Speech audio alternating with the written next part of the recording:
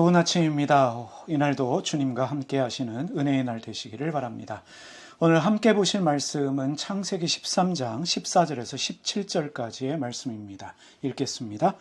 롯이 아브람을 떠난 후에 여호와께서 아브람에게 이르시되 너는 눈을 들어 너 있는 곳에서 북쪽과 남쪽 그리고 동쪽과 서쪽을 바라보라. 보이는 땅을 내가 너와 내 자손에게 주리니 영원히 이르리라. 내가 내 자손의 땅의 티끌같이 하리니 사람이 땅의 티끌을 능히 셀 수 있을진데 내 자손도 세리라. 너는 일어나 그 땅을 종과 행으로 두루 다녀보라. 내가 그것을 내게 주리라. 아브라함에게는 자식이 없었습니다. 그런 아브라함에게 조카 롯은 조카 이상이었습니다. 아들과 같은 존재가 롯이었다 우리가 말할 수 있는데, 그러한 롯이 아브라함을 독립해서 떠나게 됩니다. 롯은 여러 도시를 거쳐서 마침내 소돔이라는 도시에 정착하게 되는데, 그곳에서 땅도 사고 집도 샀던 것으로 보여집니다. 홀로 남은 아브라함은 어떤 심정이었을까? 아브라함에게는 수많은 종들이 있었습니다. 하지만 자식이 없었습니다. 부자였지만 그는 땅을 살 수가 없었습니다. 집도 없었습니다. 장막의 삶을 살고 있었습니다. 이곳저곳 옮겨다니며 장막을 치는 삶을 살고 있었던 사람이 바로 아브라함이었습니다. 왜 부자인데 땅을 사지 못했을까? 집을 사지 못했을까? 하나님이 허락하지 않으셨기 때문입니다. 사도행전 7장 4절과 5절 말씀, 이미 우리가 여러 번 살펴본 말씀이지만 다시 한번 살펴보겠습니다. 아브라함이 갈대아 사람의 땅을 떠나 하란에 거하다가 그의 아버지가 죽음에 하나님이 그를 거기서 너희 지금 사는 이 땅으로 옮기셨느니라. 그러나 여기서 발붙일 만한 땅도 유업으로 주지 아니하시고 다만 이 땅을 아직 자식도 없는 그와 그의 후손에게 소유로 주신다고 약속하셨으며, 여러분 참 신기한 일 아닙니까? 하나님은 부자였던 아브라함으로 하여금 땅도 살 수 없도록 하셨고 집도 짓지 못하도록 하셨습니다. 반면에 롯은 땅도 샀습니다. 집도 샀습니다. 하나님이 주셔야 가질 수 있는 사람, 그가 믿음의 사람 아브라함입니다. 우리 주변에도 보면요, 어떤 사람들은 하고 싶은 거 다 하는 사람이 있습니다. 가지고 싶은 거 다 가지는 사람들이 있습니다. 그런데 어떤 사람들은요, 돈이 있어도 가지지 못합니다. 돈이 있어도 하고 싶은 것 하지 못하는 사람들이 우리 주변에 있습니다. 어떤 사람은 아예 돈도 주시지 않는 경우가 있다는 것을 우리가 너무나 잘 알고 있습니다. 아브라함에게는 자식이 없었습니다. 왜 없었습니까? 하나님이 주시지 않았기 때문에 자식이 없었습니다. 속된 말로 남들 다 갖는 자식인데 아브라함은 자식을 가지지 못했습니다. 아브라함과 사라는 자식을 낳지 못했습니다.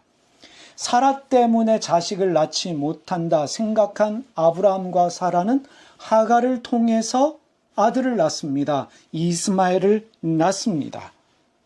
아브라함이 낳은 아들입니다. 아브라함의 힘과 가능성으로 낳은 아들이 바로 이스마엘입니다. 그럼에도 불구하고 자기 힘으로 아들 낳은 아브라함에게 하나님은 거듭해서 내가 너에게 아들을 주겠다 말씀하셨습니다.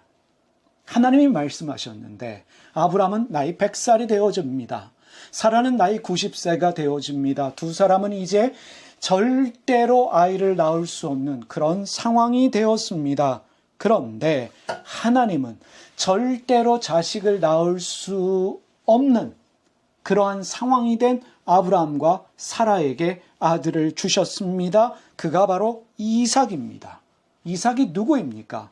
아브라함의 힘과 사라의 능력으로 두 사람이 낳은 아들이 아니라 하나님이 주신 아들입니다. 하나님이 주신 자식입니다. 여호수아 24장 3절 말씀 읽어보겠습니다. 내가 너희의 조상 아브라함을 강 저쪽에서 이끌어내어 가나안 온 땅에 두루 행하게 하고 그 씨를 번성하게 하려고 그에게 이삭을 주었으며, 성경은 분명히 말씀하고 있습니다. 이삭은 하나님이 주신 자식입니다. 여러분, 이것을 잘 깨달으셔야 합니다. 아브라함과 사라는 자식을 낳을 수 없는 상황이었습니다. 그런데 자식이 태어났어요. 이삭이 태어났습니다. 하나님이 아브라함과 사라에게 주신 아들이 맞습니다. 하나님이 주셨습니다. 이렇게 해서 아브라함과 사라에게 생겨난 것이 무엇입니까? 바로 믿음입니다. 두 사람에게 믿음이 생겨났습니다. 하나님이 믿음을 주셨습니다. 그런데 아브라함이 하갈과 동침해서 이스마엘이 태어났을 때 아브라함이 어떻게 생각했을까요? 입으로는 하나님이 주셨습니다 라고 말할지 모르겠지만 그가 믿었던 것이 무엇입니까? 내가 아들을 낳았다. 나는 힘이 있다. 가능성이 있다. 사라 때문에 아들을 못 낳은 것이다. 자식을 못 낳은 것이다. 그렇게 믿었을 것입니다. 하나님께서 어떤 사람들에게 믿음을 주시려고 남들 다 하는 것 막으시는 경우가 있습니다. 나는 못하게 하시는 경우가 있습니다. 남들처럼 하고 싶은 거 다 하고 소유하고 싶은 거 다 소유하며 사는 것이 아니라 소유하지 못하게 하시며 가지고 싶은 것 가지지 못하게 하시는 경우가 있습니다. 아브라함은 땅 못 샀습니다. 집도 사지 못했습니다. 자손들에게 땅을 물려주려면 상식적으로 나에게 땅이 있어야 합니다. 그런데 하나님은 아브라함에게 땅을 주시지 않았습니다. 돈이 있음에도 불구하고 땅도 집도 허락하지 않으셨습니다. 이스라엘 백성들이, 아브라함의 후손들이 400년 동안 이집트에서 종살이한 후에야 땅을 주셨습니다. 아브라함의 후손들이 절대로 땅을 가질 수 없는 그 상황이 되었을 때에 하나님이 그들에게 땅을 주셨습니다.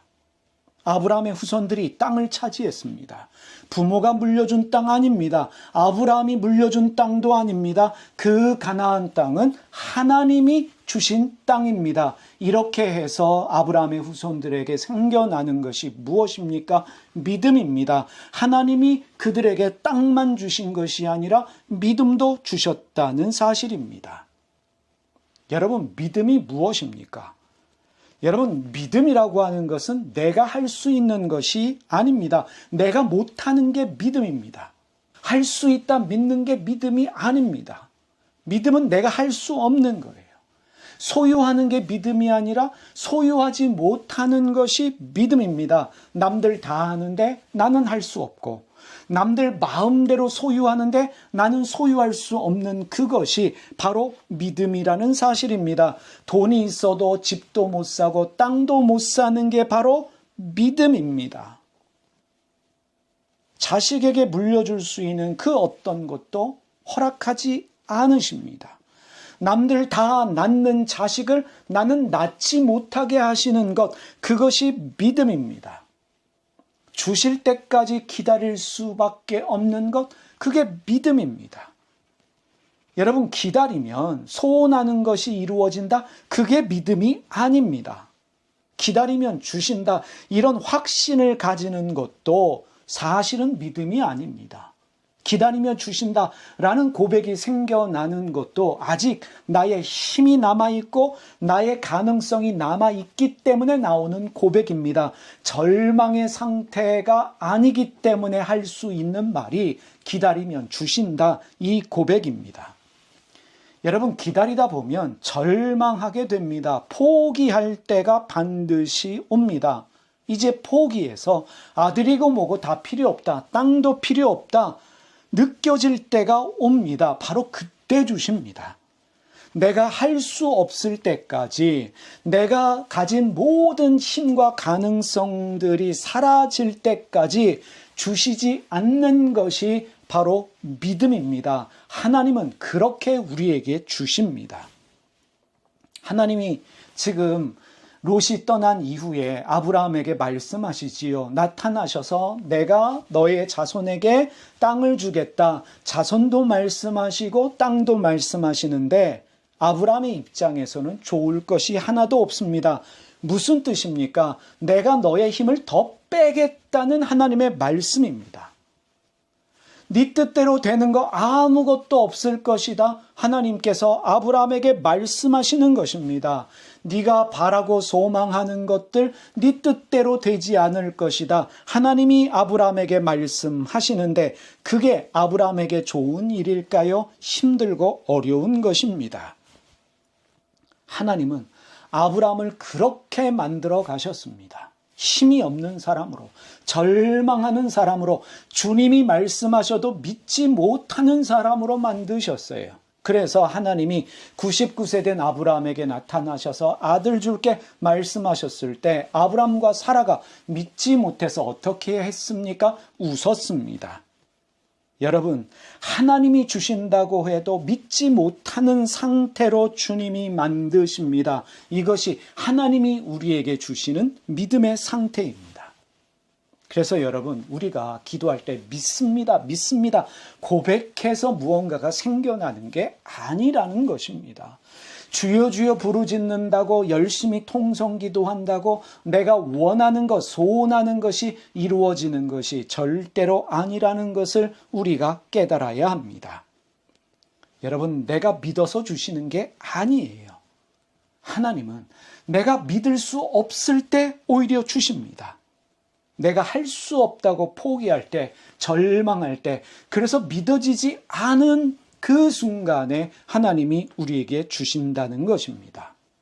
그래서 여러분, 일이 뜻대로 되지 않을 때 하나님께 감사하시기를 바랍니다. 내 힘이 빠지고 내 가능성이 사라질 때 두려워하지 마십시오.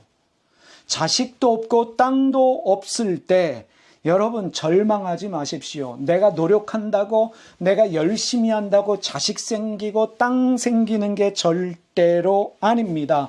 하나님이 간섭하시는, 그래서 믿음을 주기로 작정한 그 사람은 어떠한 자기 노력이 있어도 자기 뜻대로 되지 않습니다.